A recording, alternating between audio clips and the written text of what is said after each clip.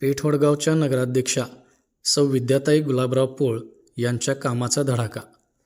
पेठवडगाव येथील नूतन नगराध्यक्षा सौ विद्याताई पोळ यांनी पदभार स्वीकारताच कामाचा धडाका सुरू केला आहे. आज दुपारी 2च्या सुमारास नगराध्यक्षा पोळ यांनी नगरसेवक अभिजित गायकवाड व सर्व नगरसेवक नगरसेविका यांच्यासह शहरातील कामाचा आढावा घेतला. तसेच नगरपालिका चौकात हातगाडी विक्रेत्यांशी संवाद साधला. श्री बळवंतराव यादव हॉस्पिटल येथे पाहणी करून अधिकाऱ्यांना सूचना केल्या. तसेच नगरसेवक अभिजित गायकवाड यांनी शहरातील दोन्ही आरोग्यवर्धिनी केंद्रास भेट देत सोयीसुविधांची माहिती घेतली.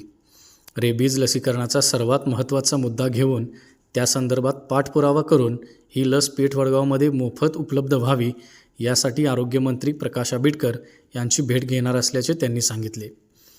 यावेळी नगरसेवक निवास धनवडे, प्रवीण पाटील, धनश्री पोळ, वर्षा पवार, सुरेखा अनुसे, सुषमा पाटील, कल्पना भोसले, नीला जाधव, रुपाली माने, सुमन कोळी यांच्यासह संदीप पाटील, अभिजित पोळ, बंडा गोंदकर, रायसिंग भोसले, शीतल कोळी, मुख्य संपादक सुमेध कांबळे हे उपस्थित होते.